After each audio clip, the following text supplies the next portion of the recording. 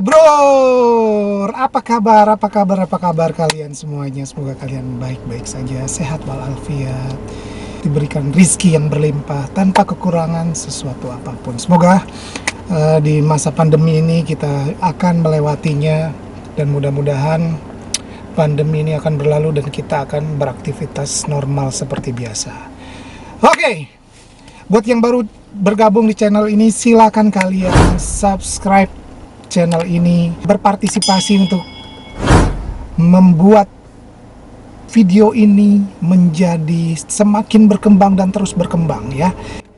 Seperti di video pertama yang sudah saya upload sebelumnya, masih seputar membahas mengenai tempat-tempat yang misterius atau gaib yang ada di bumi kita di Indonesia.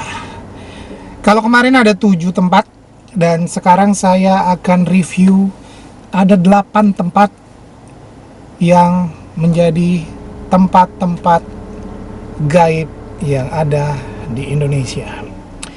Oke, saya nggak akan berlama-lama.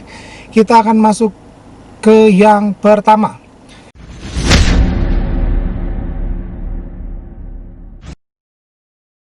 Yang pertama ada Padang 12, kota gaib di Ketapang, Kalimantan.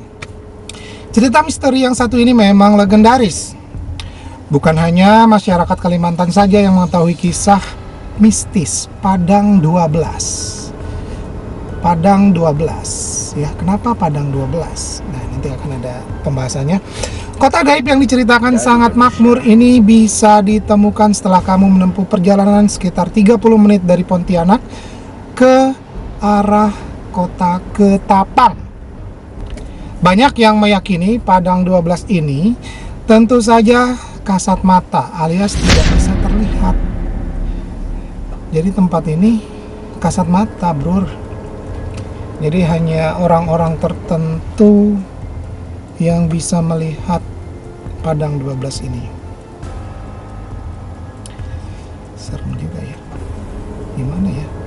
Kita tahu kita ngelihat sesuatu yang menurut pandangan kita langsung kelihatan gitu, ada sebuah tempat yang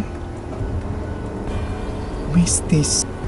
Namun beberapa orang yang mempunyai kemampuan khusus menceritakan Padang 12 adalah kota yang bersih dan indah. Jadi kata orang yang bisa ngelihat ini kotanya bagus, bersih, indah. Sebuah kota yang menurut sekitar pun makhluk gaib yang tinggal di Padang 12 sering berbelanja di pasar. Tapi tentu saja berbeda. Mereka membayar belanjaan dengan rempah-rempah atau kunyit. Anehnya, setelah 1 hari, rempah ini berubah menjadi emas. Wow, kalau jadi emas, semua juga mau kali ya. Luar biasa ini tempat Padang 12. Nanti suatu saat kita harus ke sana ya. Makanya saya butuh banget dukungan kalian untuk subscribe, komen sebanyak-banyaknya ya. Dukung channel ini supaya terus berkembang dan terus berkembang ya. Oke, yang kedua.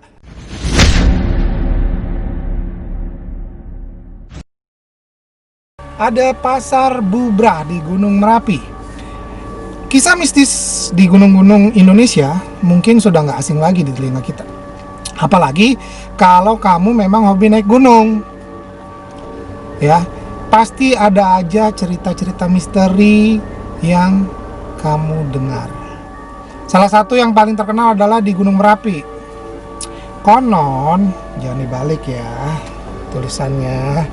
penulisannya jangan dibalik, oke? Katanya ada sebuah pasar gaib yang cukup menyeramkan. So, ada pasarnya bukan pasar manusia, bro. Pasarnya pasar lelembut semua. Jadi kalian bisa imajinasikan bagaimana itu pasar ya. Ada kolang wewe, ada tuyul, ada jin, ada pocong. Itu pada ada di situ semua, bro. Lagi pada ngapain coba ya ngumpul di situ, oke? Ya, lokasinya pun cukup aneh karena tidak ditumbuhi tanaman sekali, hanya dataran gersang. Para pendaki mengaku mendengar suara tawar-menawar selayaknya ada transaksi. Kemudian ada pasar bubrah ini jadi pos terakhir para pendaki yang ingin menjelajah ke Gunung Merapi. Ya, buat kalian para pencinta alam, pendaki gunung, ini mungkin kalian udah sering banget dengar ya. Gitu ya. Oke, sekarang kita masuk ke tempat yang ketiga.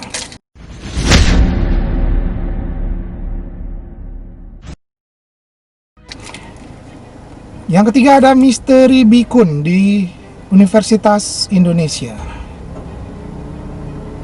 Saya pernah masuk beberapa kali di Universitas Indonesia, tempatnya cukup luas. Situ juga banyak cerita-cerita mistis karena luas banget, terus di situ juga banyak hutan ya di sekitaran situnya. Oke, sekarang kita masuk ke ceritanya. Nah, kalau cerita yang ini pasti pernah kamu dengar, apalagi kamu tinggal di Jakarta atau sekitarnya. Bikun atau bis kuning adalah transportasi yang ada di dalam lingkungan Universitas Indonesia. Jadi bis warna kuning. Jadi kalau orang yang tinggal di Depok atau anak-anak UI ini udah tiap hari mungkin ketemu ya. Bis gratis ini sampai saat ini beroperasi, tapi bikun yang berhantu adalah bikun versi dulu. Jadi ada bikun yang versi dulu, bikun yang tidak ber-AC. Katanya sih bis kuning ini atau bikun ini pernah beroperasi di luar jam yang seharusnya. Jadi keluarnya jam 12 malam, jam 1 malam. Bukan 1 malam ya, 1 dini hari, jam 2 dini hari, jam 3 dini hari. Pokoknya di waktu-waktu yang seharusnya tidak beroperasi. Selain itu, kuburan bikun juga sering terlihat sosok penampakan. Salah satunya hantu legendaris di Simerah. Mungkin kalau kalian ada di sekitaran UI atau anak UI atau yang tinggal di dekat sana, ini sangat legendaris ya. Simerah ini sudah sangat terkenal di sana. Kemudian yang selanjutnya yang kelima,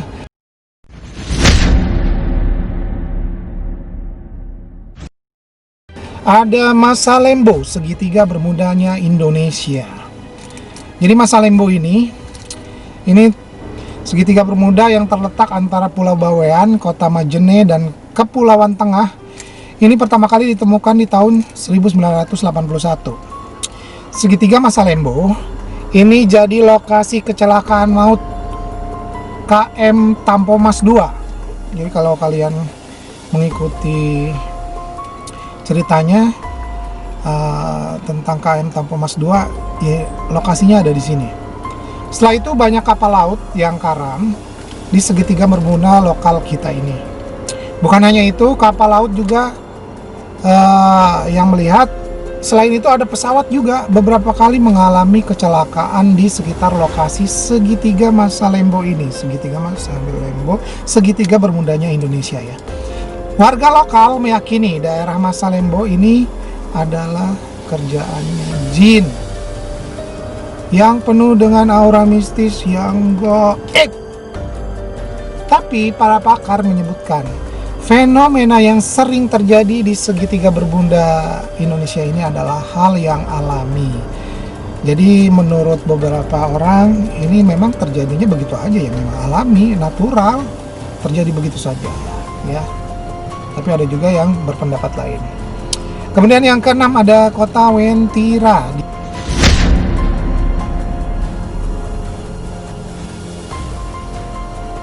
Buat orang Sulawesi mungkin ini cukup familiar. Kota Wentira yang kasat mata ini disebut-sebut sebagai sebuah kota yang sangat maju. Konon, jangan dibalik, oke. Kota Wentira ini terdapat di Kabupaten Donggala dan memiliki beberapa akses untuk masuk ke sana. Salah satunya di area kebun kopi Kabupaten Donggala. Katanya sih ada beberapa peneliti yang sempat tersasar dan melihat penampakan kota Wentira yang sangat maju. Jadi kota kasat mata, bro. Kotanya tapi bagus, sangat maju. Ya. Oke. Kemudian yang ketujuh.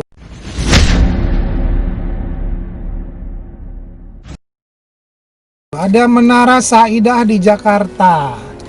Kalau kalian lewat dari Semanggi arah-arah mau ke Pancoran, itu kita lewat namanya Menara Saidah ya.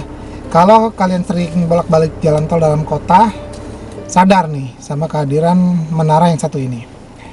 Menara Saidah yang sekarang sudah tidak beroperasi disebut-sebut juga jadi kerjaannya jin.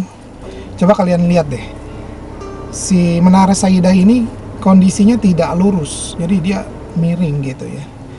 Ya entah itu karena memang kesalahan pada saat pembangunan atau bagaimana ya. Yang jelas memang kondisinya sekarang itu sangat tidak terawat dan aroma-aroma mistisnya itu sangat keluar ya. Serem deh pokoknya kalau ngeliat situ. Oke, katanya Menara Saidah ini ditinggal oleh semua penyewanya karena berhantu. Tapi ada yang bilang karena menara ini miring, ya kayak saya tadi sebutin ya, miring katanya. Jadi makanya pada pindah. Tapi kabar Menara Saidah yang miring ini tidak dibenarkan oleh kontraktornya katanya. Kontraktornya nggak mau bilang nih kalau mereka tuh sebenarnya udah ngelakuin kerjanya dengan benar gitu. Jadi apakah Menara Saidah ini benar-benar berhantu? Menurut kalian gimana? Berhantu atau enggak? Kalian bisa komen ya di bawah. Dan yang terakhir, yang ke-8 ada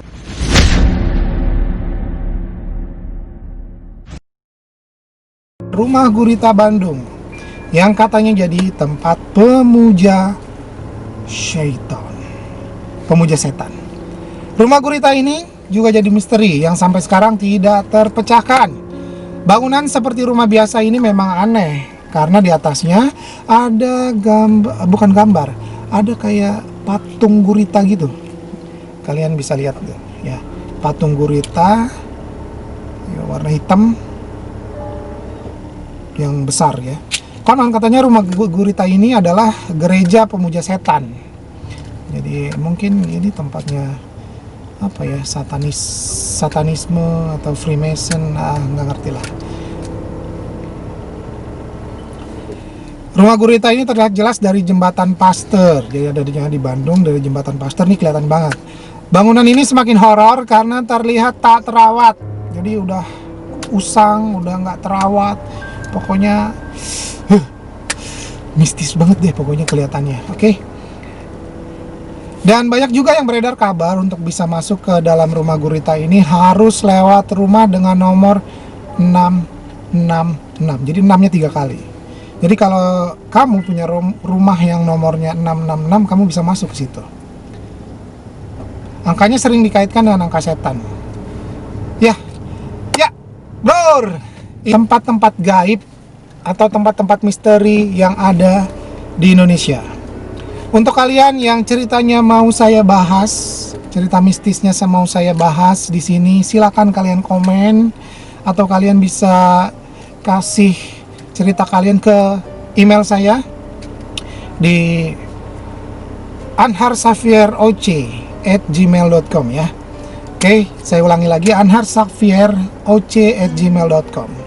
Kalian bisa kirim ceritanya ke email saya tersebut. Oke.